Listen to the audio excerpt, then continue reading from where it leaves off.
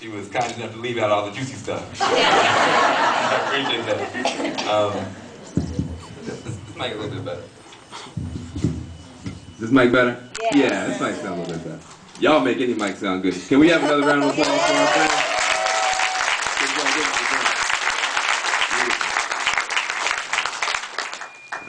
Man, Mayor, I'm honored to be here.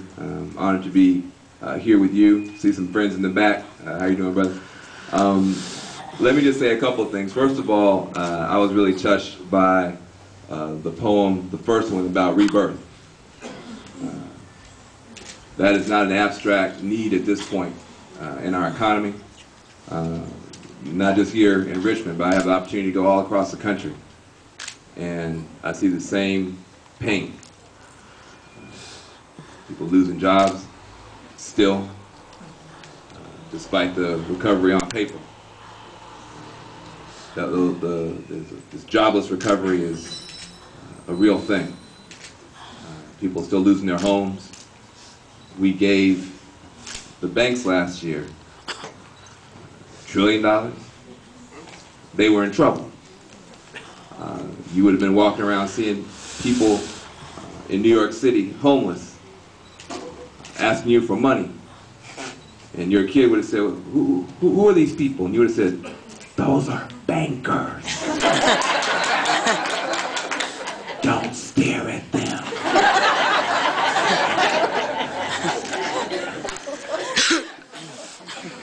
Because the banks had completely wrecked the economy and their own affairs. But last year, you, the American taxpayer, bailed them out. You went to the bat. You rescued them. You helped them get back on their feet. And this year it's their turn to rescue us. Instead of that, what we're seeing, they continue to jack up credit card rates while they're sitting on all our money. They continue to throw people out of their homes who would like to stay in their homes. They continue to withhold loans from businesses that want to open and want to hire and want to keep going. Can you imagine a neighbor like that? If you had a neighbor who, when they were in trouble, went door to door and got everybody's money, and then you look down the street and they were partying, eating caviar, and then you looked and your pocket was kind of short, and you went down and said, well, could I have a little dollar bill to maybe get some bread for my child? And they laughed at you and slammed the door. You would call them the most freeloadingest neighbor. And you wouldn't stand for it. And we are living in times now where things are just that simple. When you watch TV, you might get confused. I encourage you not to watch TV.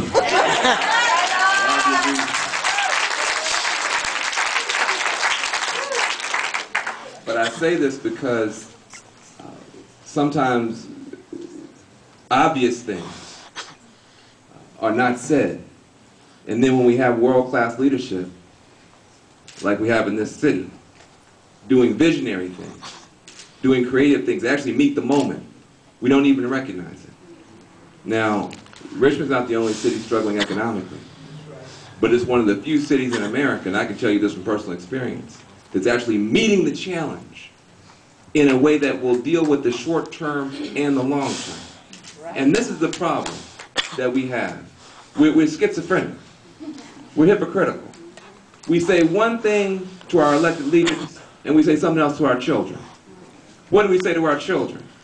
What if our children said, I'm desperate for money, Mama, so I'm going to go out here and do any old thing I can do to get me some dollars. I'm going to get out here with these dice.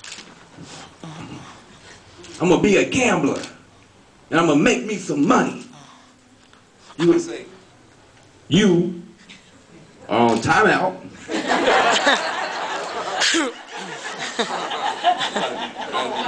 Trying to be culturally appropriate. So in some households we don't have timeout. We have wear you out. But minimally, We would say, you are on timeout. I don't care how desperate you are. You need to walk with some dignity. You need to have some integrity. You need to make wise choices and move forward in a way you can be proud of. Now, we wouldn't be proud of our children living as dice-tossing gamblers. How can we be proud of a city? How can we be proud of a city that takes that cheap way out? Now, that's the kind of leadership that we have. That's the kind of leadership that we have.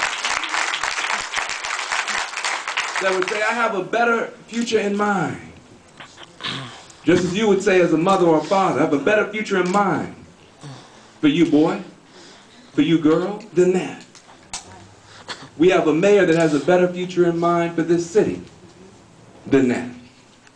And her vision lines up with the direction of the world, of society. See, the last economy, the one that just crashed, did I miss somebody? The one that's upside down in the ditch with the tires spinning and not going nowhere? That last economy is not an economy you should be trying to crawl into now. That's not the economy you should be trying to get a seat in. There's a new economy, the next economy, that will produce jobs, and sustainable jobs, and will produce wealth, and will improve health.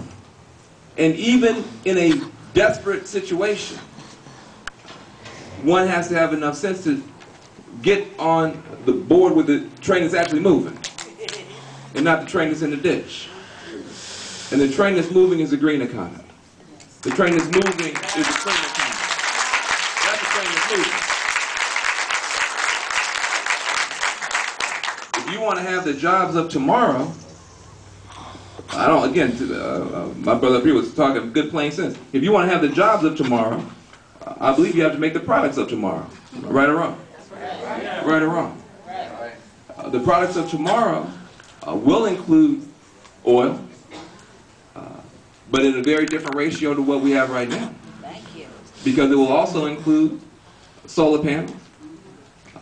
It will also include, the products of tomorrow also include wind turbines, smart batteries, all the component parts of the smart grid. The equivalent of the information technology explosion we saw in the 1990s, we're about to now have an energy technology explosion. And that's where the jobs will come from. Now, it's when you understand that, you can then start seeing the genius of the leadership that you have here. Now, don't wait for television to tell you about it. They might miss it. You just be lost and confused and depressed, and say, "Well, I'm gonna just vote for something different because, well, I don't know why." I mean, because we go through these fads and these changes, but some things don't change. Here's what's not changing: the last economy was characterized by consumption rather than production. It was characterized by credit and debt rather than thrift and smart savings like our grandparents. And it was based on ecological destruction rather than ecological restoration. That's the last economy. Consumption, credit, and ecological destruction. And those of us who a long time ago said, this is not going to work out well for America, and got laughed at, talked about, mistreated. We didn't get no apology cards. Didn't we? I remember in 1990, I had to go back. 1999, Seattle. There was some windows that got broken, but there was 50,000 people there who were sane, who did nothing violent, who were saying, if we keep going down this road, we're going to have job loss like you can't believe. We're going to have, we're going to stack up our country on credit cards. We're going to have ecological chaos. People march down the street, Teamsters and Turtles United and all kinds of strange stuff. And I mean, it was bizarre, man, but we were right. And literally 10 years later, Right or wrong? 1999, some of you here, don't be ashamed that you were in Seattle. Some of you here were in Seattle with the Teamsters and the Turtles. And you came home and you were ashamed because somebody broke a window. And you never mentioned it again. And then in 2009, everything you said came true. The whole global economy fell over just the way you said it. The ecological crisis is worse than even we said back then. And the level of suffering that we have in our country now can't even be described.